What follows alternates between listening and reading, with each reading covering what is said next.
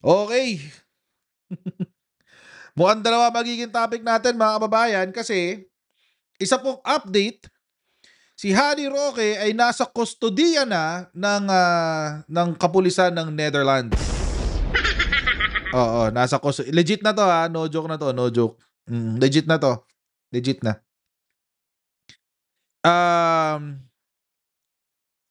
He was prevented from leaving the country. Ulitin natin ha. He was prevented from leaving the country. Gusto niyang magpunta ng Austria, pinigilan siya ng Dutch police. Legit na to, legit na. Nagsalita na si Roque. Pinigilan siya eh. Ito yung balita tungkol dyan. Ayan. Panoorin natin. Dinampot na umano ng Dutch authorities si former presidential spokesperson Harry Roque sa the Netherlands. Ayon sa source ng Abante, dinakip si Roque ng immigration police sa kanyang tinutuluyan sa The Hague. Sa ngayon, nasa Amsterdam Airport Schiphol Terminal 3 umano si Roque kasama ang ilang asylum seekers.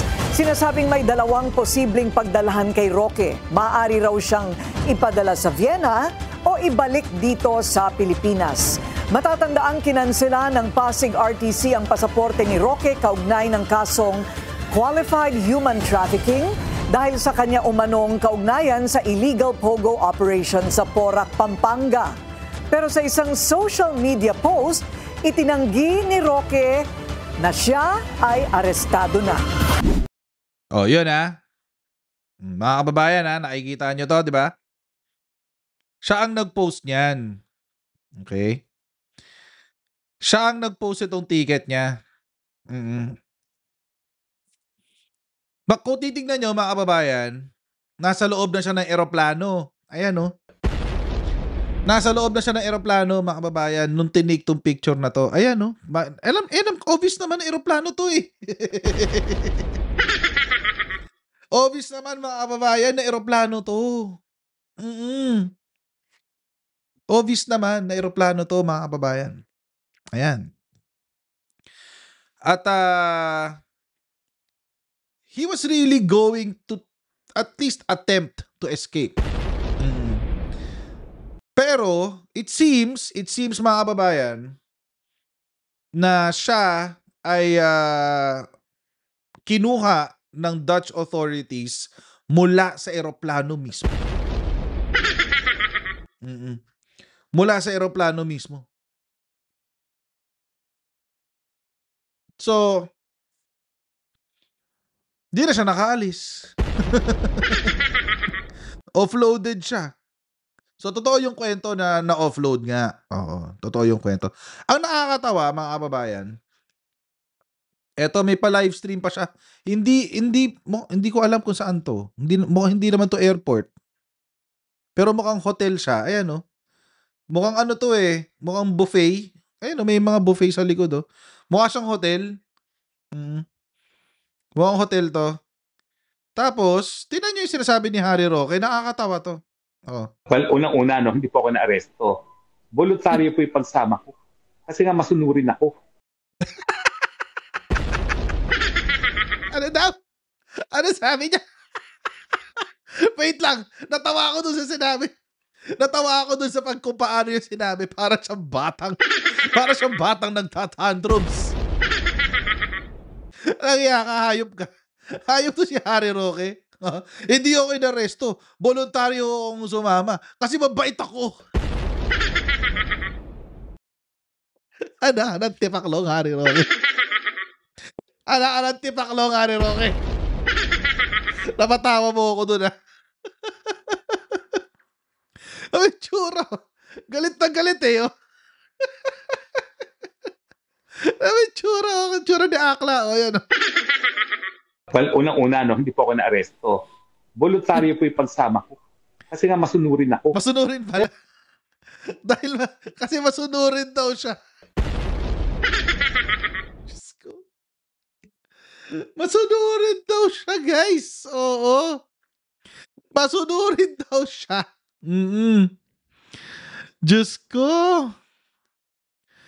Sabi ni Ate Vilma, baka airport lounge. Posibleng airport lounge to. Posible. Or, I don't know, kasi naka-detain daw sila somewhere. Kasama niya yung mga ibang asylum seekers eh. Natawa ako doon, promise. Voluntaryo akong sumama kasi masunurin ako.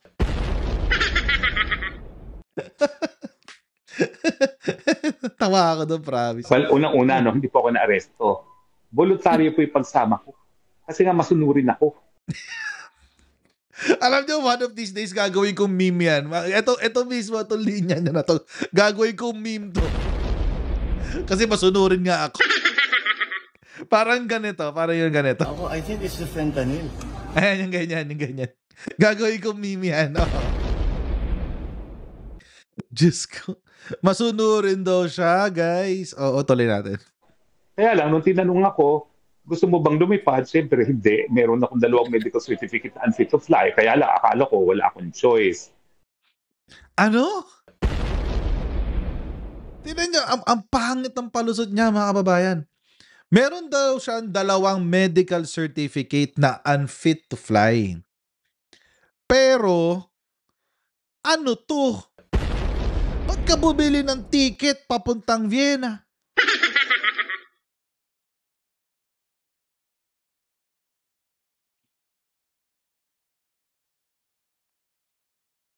Diba? Ang stupid. Ang tanga-tanga mo, Harry Roque.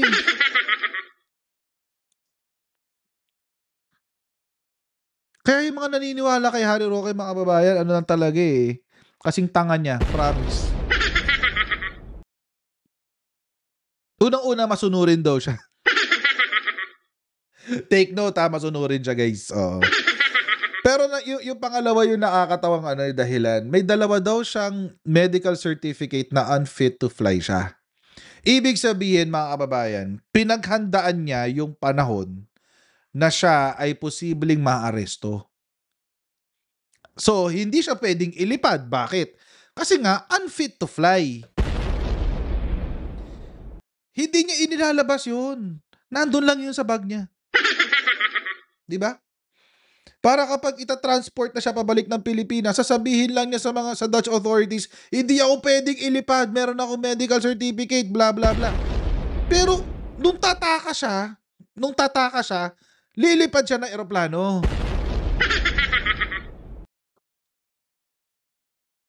Kalokohan, di ba?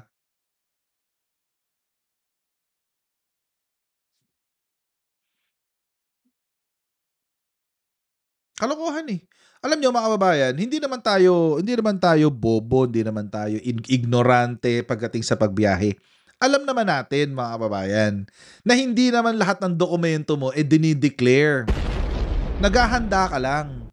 So, halimbawa, hanapan ka ng ganitong papeles, handa ka na meron kang at least photocopy or whatever or certificate ng bangko, what have you. Di ba? Nandiyan lang yan, nakahanda lang yan. Pag hindi hinanap, hindi ka magsasalita. Di ba, ganun lang naman yun eh. Huwag ka mag-volunteer ng bagay na hindi naman hinihingi sa'yo, lalo na pag nasa immigration ka. So ako, mga kababayan, ang tingin ko dun sa 2 niyang medical certificate na unfit to fly, nandiyan lang yan sa kanyang mga dokumento. Hindi niya dinideclare yan. Pero bistado siya. Meron siyang 2 medical certificate na unfit to fly, pero lilipad siya papuntang Vienna. Tapos ang ipapalusot niya, akala ko lang kasi wala akong choice. Ha? Walang tren? Wala bang tren papuntang Vienna? Barko, wala? Walang barko? Kung dadaan ng dagat, wala bang barko? Landlock yan, di ba? Landlock ang EU eh. Kaya sabihin, malamang sa malamang, may train yan.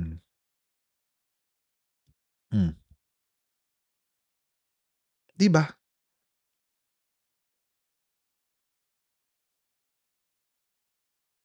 Meron daw train, sabi ni Eileen Rinon. Landlock ang EU eh. So, pwede mo talaga i-train yan. Matagal nga lang, mga kababayan. Di ba? Mas matagal siya. naalala ko before, although hindi naman to EU. 'Di ba, Ate Annabeth? Salamat po sa inyong super chat. Wow naman! Wow! Wow! Sabi, may ticket papuntang Vienna pero unfit to fly. Masunurin yarn. Masunurin nga daw siya. Wag kayo ganun. Masunurin nga daw siya. Ano pa kayo?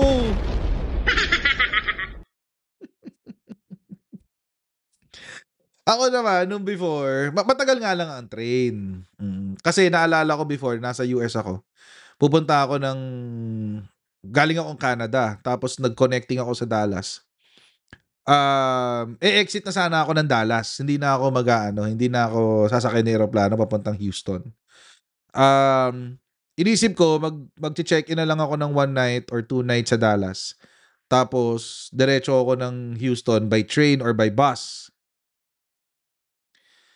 Tinamad ako. Alam niyo kung bakit? Kung by train, mga 24 hours. Anong gagawin ko sa train ng 24 hours, guys? Parang ayoko yata yun. Tapos, kung by bus, parang nasa ilang oras ba yun? Parang mga 16 or 17 hours by bus. So, sabi ko, parang ayoko yata. Parang nakakatamad yata yun. Diba? So, usually, kung landlock, ang point ko lang is, kapag landlock, meron mga ibang modes of transportation. Tulad ng US, landlock yan eh. So, may ibang modes of transportation. Pwede ka mag-train, pwede ka mag-bus. Sa EU, landlock din. So, pwede ka meron train, meron bus. So, kung pwede rin car, kung meron kang sasakyan, di ba? Or may kaibigan ka na na may sasakyan, pahatid ka ng Austria. Or Vienna, whatever. Pero, mga kababayan, it really does not make sense na meron kang dalawang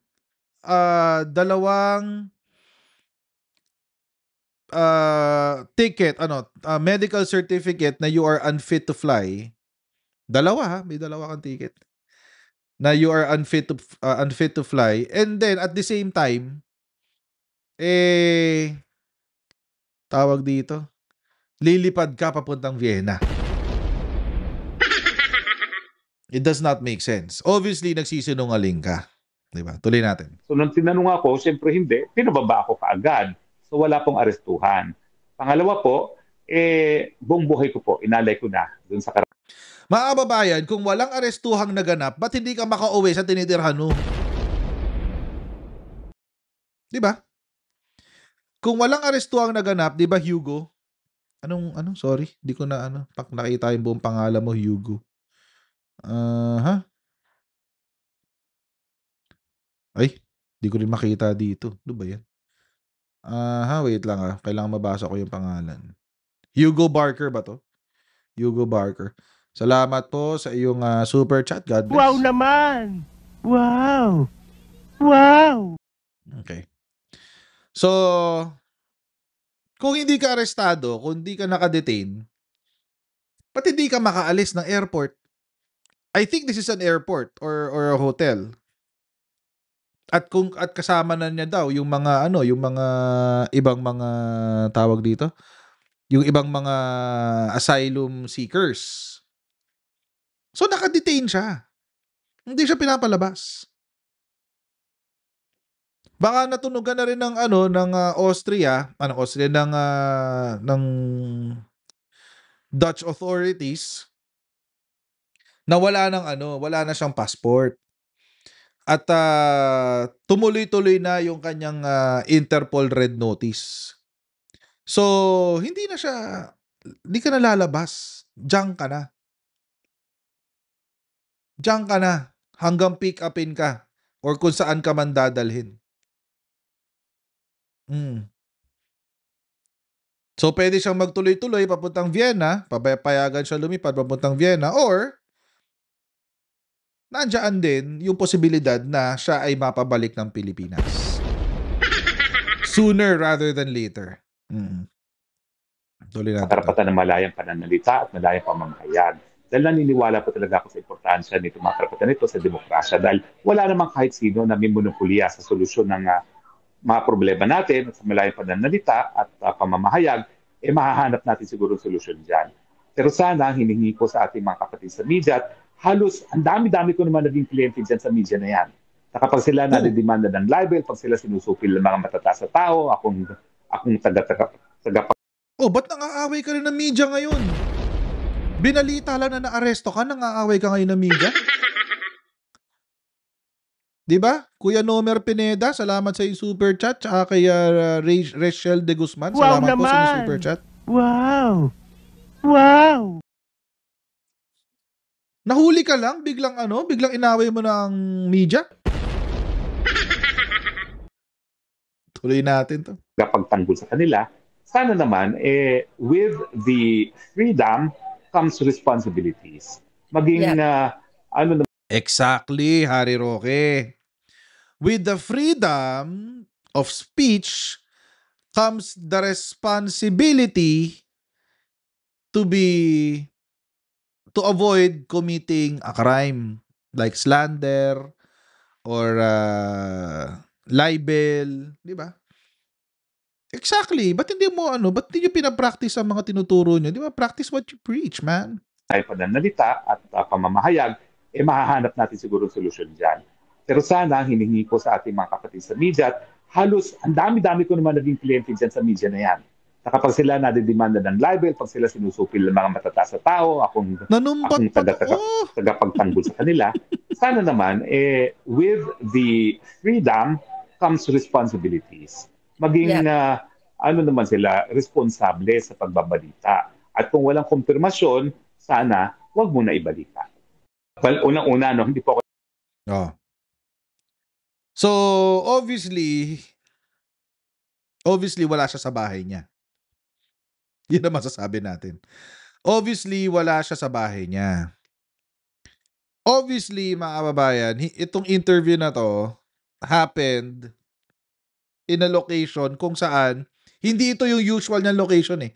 It's either nandoon siya sa bahay niya or doon sa inupahan niyang bahay or nandoon siya sa inangkin nila na street doon sa may Dahig or 'di ba? Usually nandoon lang naman siya eh. Pero ngayon wala. So this is a different place.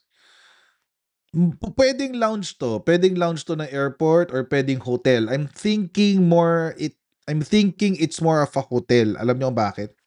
Parang banquet 'yan eh. Yung lugar, yung background, parang banquet. Mm. So para siyang isang, 'di ba? Isang banquet lang na gano'n, banquet hall. Tapos nandoon lang yung mga ibang mga kasama niya na asylum seekers. So obviously, he's not at home. After niyang mag-post na siya ay nasa eroplano, ngayon wala na siya sa eroplano at hindi siya nakaalis ng saan ba siya? Ano ba yung nakasulat dun sa ano? Amsterdam. Oh. Hindi na siya makaalis sa Amsterdam. Pinigilan siya makapunta ng Vienna.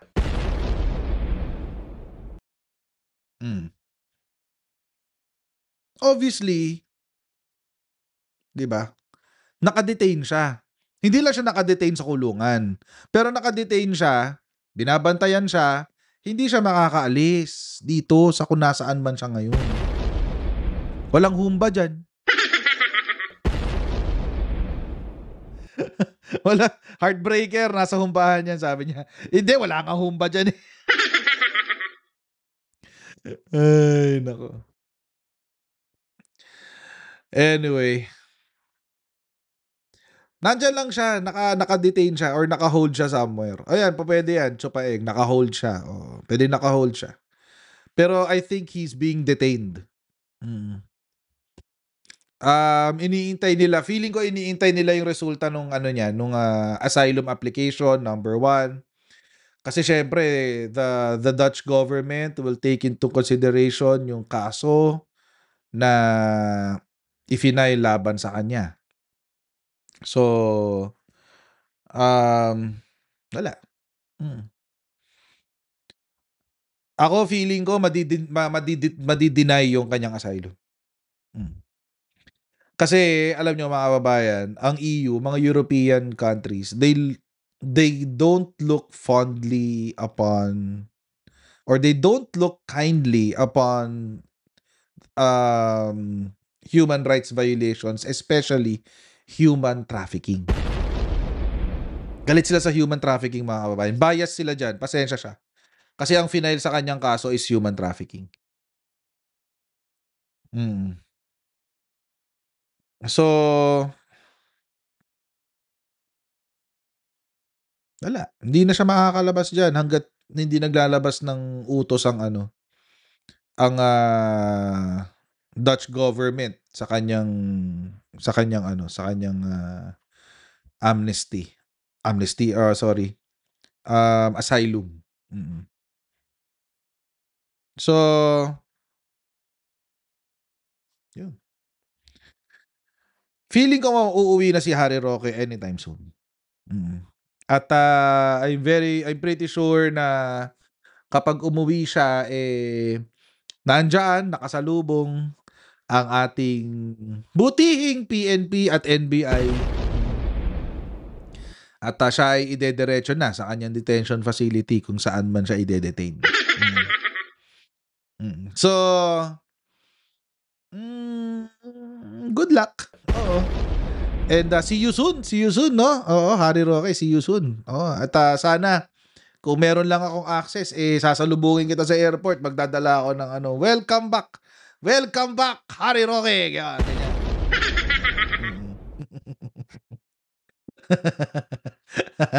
Ang sarap pakinggan. Oo, at saka mga babayan, may mga tatanga-tanga talaga na DDS. Oo. Ang bobo Sabi nila, bakit ngayon lang daw nag-apura na hulihin si Harry Roque? Kung kailan nabisto na yung korupsyon ng Marcos administration, bigla rong hinuli ang mga tumutulig sa laban sa Marcos administration. Ito raw ay panunupil sa kanilang freedom of speech. Oo, sabi. Simple lang naman ang sagot dyan, mga kababayan. Kailan lang ba naglabas ng warrant?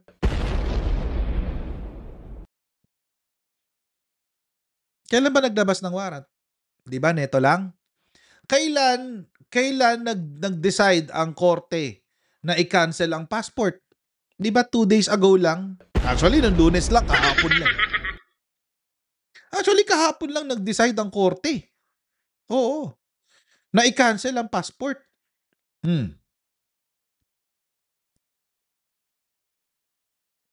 Huwag niyo sisihin ang Marcos administration kung ba't nagmamadali ngayon ang Marcos. Sisihin niyo yung judge. Ang tagal niya magdesisyon doon sa warrant of arrest. At saka ang tagal niya magdesisyon doon sa sa pagkakansela ng passport.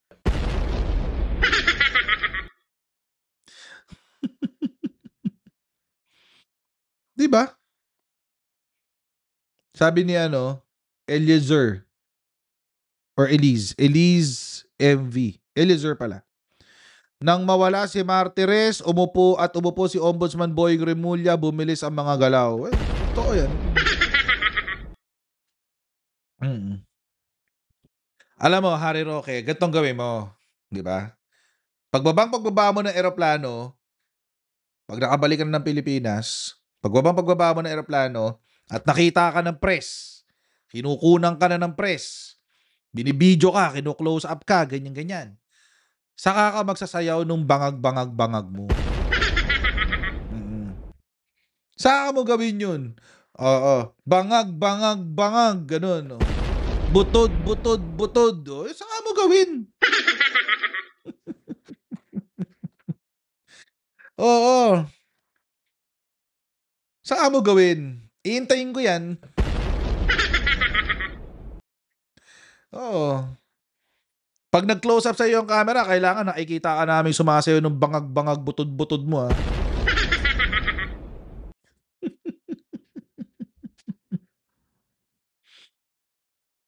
Diba? So mga kababayan, hanggang dito lang po muna tayo sa ating live stream. Pasensya na po. kung sobrang haba ng ating live stream, as mentioned earlier, 2 topic po ito, no? Kaya 1 oras at kalahati. So, but I'm glad na meron po tayong 6,703 na nandito. Padagdag naman po ng mga likes, guys. Oo, padagdag ng likes. And please don't forget to like, share, and subscribe. Ngayon lang po hahaba ng ganito yung ating live stream. Kanina 2 oras, ngayon 1 oras kalahati. Marami lang ho talagang topic ngayon, guys. So meron pa ho ako magre-record pa ako for tomorrow's video. Please don't forget to subscribe, and I'll see all of you in our next live stream, guys. Bye everyone. See you later. Bye.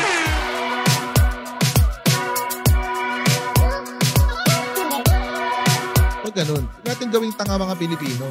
Mas maganda kasi nasa lugar mo ng tama kaysa yung pinipilit mo yung pagkakamali.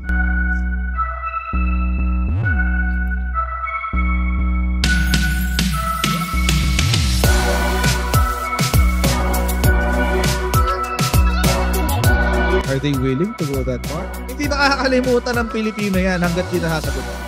Sino ngayon nagsasabi ng totoo?